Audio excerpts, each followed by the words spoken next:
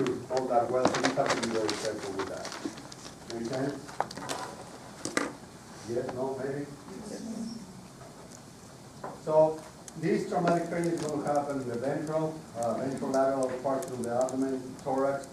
If it's open, it's an emergency because you can be in the thorax or you can be in the abdominal cavity. And if that's the case, you need to open the pores, clean it up, your hernia, put some stay suture, knock the pores down, open the ventral midline, get all the intestine out, make sure that you don't have any damage to the intestine. If you do have damage to the intestine, repair that, close your abdomen, and move to your lateral side. It all depends. Make sense?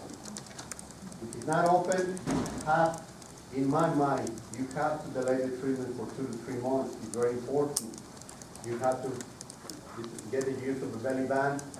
These hernias may shrink in size while the tissue kind of fibrose and heal together, so the hernia is going to be a little bit smaller in size. Some of these might be able to close. You need to give it time.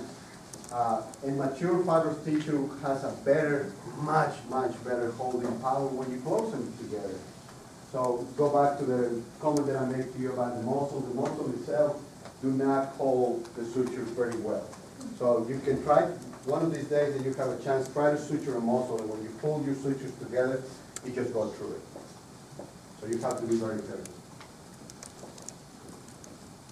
So if you must immediately repair these hernias, make sure that you have a good understanding of the anatomy, what is fascia, what is muscle, what tissue is diseased and what is not.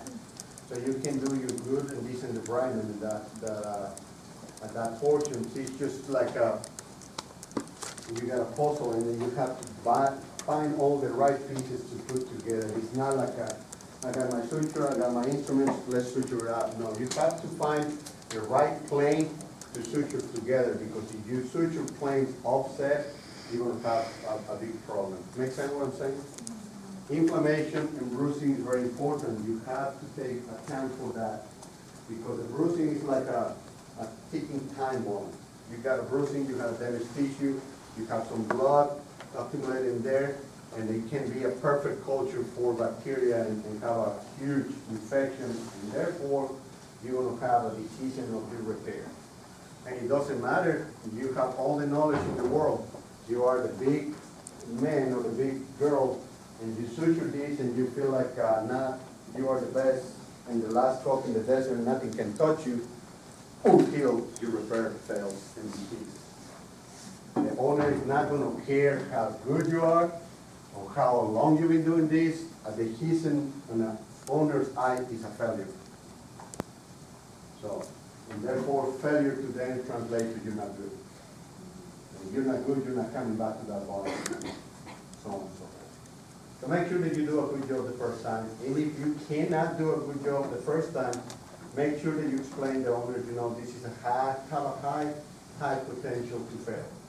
What we're doing right now is putting the tissue together to reduce some of that inflammation, use some of this muscle and the skill as a biological bandage, and have some fibrous tissue to form so I can come back and repair it in the best way possible. Make sense?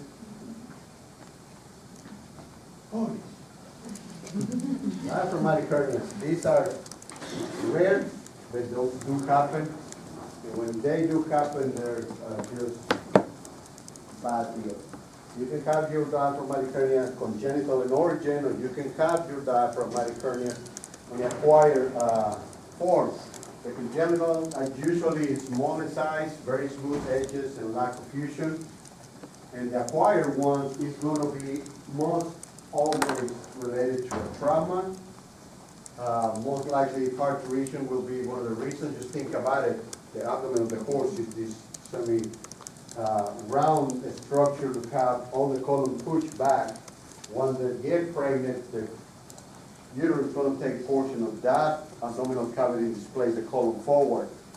So forward to or rostrally. So it takes a lot of space. These acquired ones are large in size. In my life, I have treated many diaphragmatic hernias of traumatic in origin, and the worst one has been related to a car accident, hit by a car. So the pressure that heat by car creates on the abdomen is such that it just split the diaphragm and the colon is going to find a way through. So every time that you get a horse with a history of hit by a car and is still alive and no fracture, ultrasound the chest and ultrasound the abdomen. Chances are he's going to have a hernia. These edges on this acquired hernia is going to be very rough and kind of spread torn edges.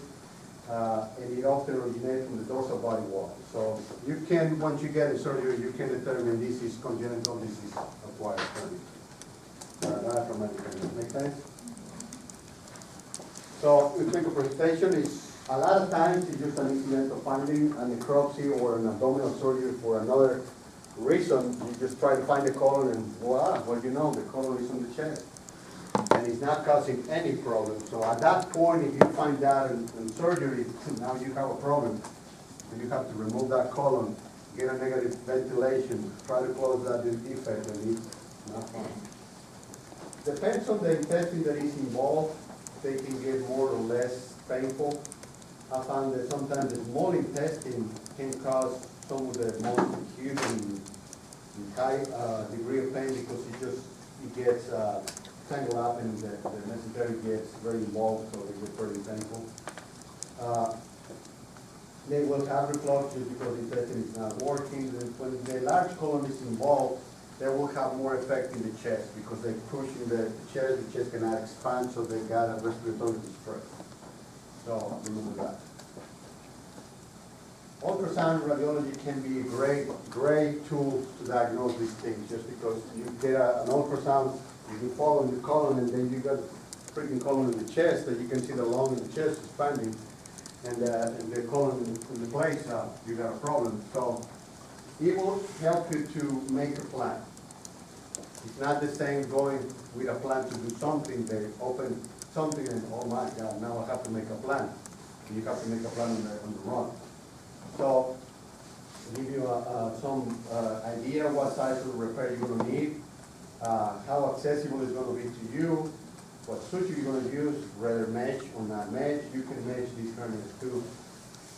You have to think about it. The accessibility to the chest or the diaphragm of the horse is extremely limited. You cannot see. Most of the time, you have to do these surgeries half blind. You can see a little bit of tissue, and you have to negotiate your way into suturing on the right position. So it's not easy. For congenital diaphragmatic hernia, if there's not enough tissue in order to close, how do you So these surgeries are difficult because you have a difficult to ventilate under anesthesia. You will need anesthesiologists for this one because they have to account for a lot of the pH balances and ventilation perfusion mismatches. So there is a lot of physiology involved in these surgeries. So you have to have somebody who knows what he's doing.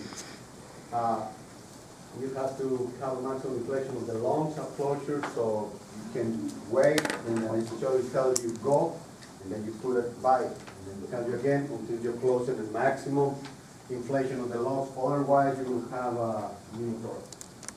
The lungs going to be collapsed. You can try to fix it later, but it's going to be more difficult. Can and will dehisce. The diaphragm is not a very strong tissue to hold a mesh or a suture, so it will dehisce most of the time. But sometimes it gives you enough time to create some kind of fibrous tissue around it or on top of it that it keeps that opening closed or semi-closed.